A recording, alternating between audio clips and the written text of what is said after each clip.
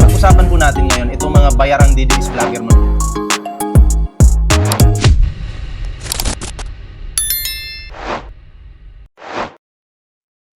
Wala nang 2 buwan bago mapaso ang bisa ng 1-year ban rule kaugnay sa impeachment case ni VP Sara. Kaya kasabay nito, panibagong reklamo na ang niluluto umano sa Kamara. Sagot ng bise, kung totoo man ay hindi niya ito uurungan. Narito ang agenda report. Ayan syempre, eto sasabihin niya sa publiko na hindi niya ito uurungan. Ganun naman yung mga words ng mga Duterte, di ba? Na hindi niya daw uurungan, haharapin niya daw. Oh. Pero pag gipit na po yung mga yan, hindi na po haharap yan, magtatago na po yung mga yan. At syempre, wala ka namang magagawa, problema mo yan eh. Haharapin at haharapin mo talaga yan. Oh. Pero yung mga ganyang pakulo, patapang-tapang lang sa mga speech nila, haharapin daw kasi ang sabi dito, Sara Duterte handang harapin ang panibagong impeachment complaint. Haharapin. Pero pag gipit na po yung mga yan, magtatago na yan. Diba? Diba, naalala nyo nung pinapa-impeach si Sara Duterte tapos iniimbitahan siya, hindi naman po dumadalo, hindi naman humaharap, diba? Tapos ngayon, sasabihin nila, haharap daw. Haharap daw po. Iisa lang po sila ng meron po sila nito.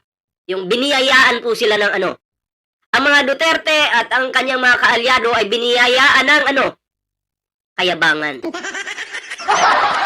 Oh. Biniyayaan po sila ng kayabangan.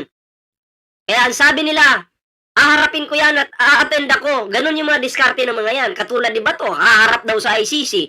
Sasamahan daw si Digong doon. Pero nung may warrant na, nagtatago na.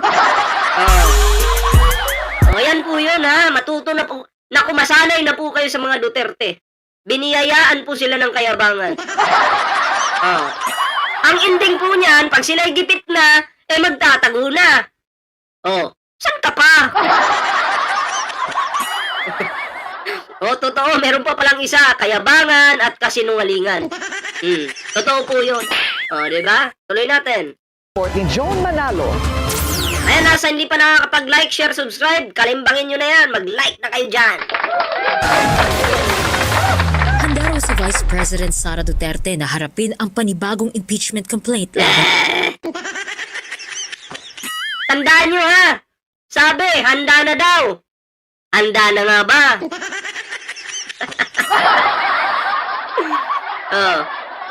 Tingnan natin. Tingnan natin kung talagang handa na si Lustay. Kasi ang alam ko, itong babaeng ito ay takot. Kunyari lang, tapang-tapangan, pero in reality, siya po ay takot. Diba? Uy, alam mo yung mga yan, yung mga Duterte na yan, ano po sila, mayayabang po sa harapan ng kamera. Oo, mayayabang yung mga yan. Believe talaga ako dyan. Believe ako sa kayabangan ng inyong Vice President. Pero tatandaan natin to. Haharapin nga ba ang impeachment? Bagong impeachment complaint laban sa kanya. Malapit na po. February na. Sa February, mangyayari na po yan. Sa tingin nyo, haharap ba? O magtatago? O baka mamaya, pag may hearing sa Kongreso, o di kaya Senado, malaman-laman na lang natin, wala na naman si Sara Duterte sa Pilipinas. Nasa ibang bansa na naman. Para magamit na dahilan para hindi siya maka-attend. Diba? Ganun may mga palusot At ginagawa niya yan palagi. Sa kanya, sa kabila ito ng mga umuugong na balitang may mga kongresista na ring handang maghain ng panibagong reklamo. Walang kakampi sa'yo, Sara Duterte. Tingnan niyo ayan si Miao Miao, pinagkaisahan dyan sa Kongreso. 60 days suspension. Ang daming pabor na isuspindi yan si Miao Miao. So, ibig sabihin po, wala pong kakampi ang mga Duterte dyan. Kasi alam ng mga kongresista kung gaano kasama ang mga Duterte. Diba? Tuloy natin. Matapos ang pinagdebatehang one-year bar rule. Para kay VP Sara, hindi na raw bago ang posibleng pagsasampa ng impeachment complaint. Pero banat ng bise, isa lamang itong bargaining chip na umeeksena bago pa man maipasa ang 2026 national budget. Pagdidiin din niya sa mga umano'y umaabuso sa impeachment process, tama na raw ang pagtatago sa likod ng good governance. Hindi naman inaabuso yung impeachment process eh. 'Di ba? Hindi naman inaabuso. Pero sinasabi mo lang yun kasi ikaw yung ipapa-impeach. 'Di ba? Ikaw! Kaya, ang banat mo, inabuso nila. 'Di ba? Pero, sabi ko nga, tanga na lang maniniwala sa'yo. Wait lang, may tumatawag. Naka-live lang ako eh.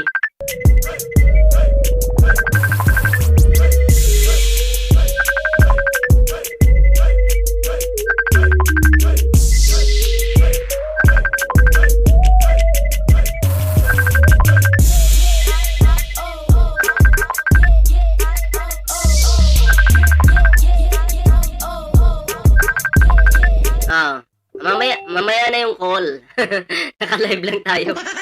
Di ba? Tutuloy natin to. Pero para kay Kabataan Party List Representative Rene Co, na miyembro ng Makabayan Bloc sa Kamara, hindi lamang pagpupustura ang layunin ng impeachment complaint, kundi pagpapanagot. Right back at you po, VP Sara Pagpapanagot. Duterte. Do not position yourself as a good governance champion habang meron pa ring mga pending questions kung paano po ginasta ang confidential and intelligence funds that led Hindi na naman matatanggap ng mga DDS na ang kanilang pinakabobong vice president ay pinagkakaisahan na. Wala nang kumakampi. Bakit? Basura kasi ang tingin ng mga Pilipino ngayon kay Sara Duterte. Walang bilang. Di ba? Walang bilang. Bobo. Bobo. Di ba? Walang kwenta.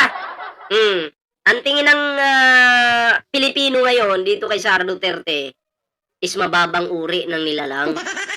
Sa dinabi-nabi ba namang naging vice president? Siya yung pinakabobo. the VP to be impeached actually. Yung efforts para makuha natin yung mga sagot at mapanagot ang mga sangkot, hindi yan pagpupustura. Yeah, tama. Kailangan lang naman talaga mapanagot yung mga dapat mapanagot katulad ni Sara Duterte. 'Di ba? Ngayon kung malinis ka, okay? Sa tingin mo malinis ka at wala kang kasalanan, makakaligtas ka naman diyan. Kung wala kang ginagawang masama, paano pag may kasalanan ka? Di yari. Kaya handa raw silang maghain ng panibagong impeachment complaint laban kay VP Sara at tumugon sa anumang political development na maaaring harapin ng bansa. Yun po yung kailangang maintindihan ni VP Sara ng lahat na ito po, people's efforts po siya. Handa tayong Hindi niya maiintindihan, madam. Bubo yan.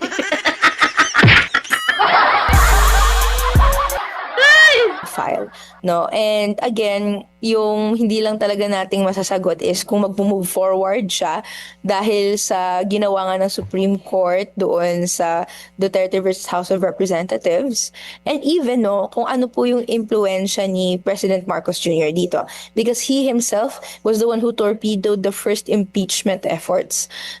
Pero tayo, we will rely on the strength of the people united na gustong magamit ng maayos yung pera. Sa ngayon, isa ang bagong alyansang makabayan sa mga grupong aktibong naghahanda para magsampa ng panibagong impeachment complaint laban sa bise dahil nakatakda ng magtapos ang 1-year ban sa February 5, 2026. Bukas din ang Akbayan Party List sa muling paghahain ng panibagong reklamo. Para sa agenda, Joan Manalo, Si Buday ninyo, oh. Mukhang may impeach na tuntulo yan eh. Wala na mga DDS. Umaasa pa naman yung mga DDS. Sa 2028, bubuto kami sa'yo dahil pareho tayong tanga. Yun yung sigaw nila eh. Idol ko yung kapwa ko, tanga.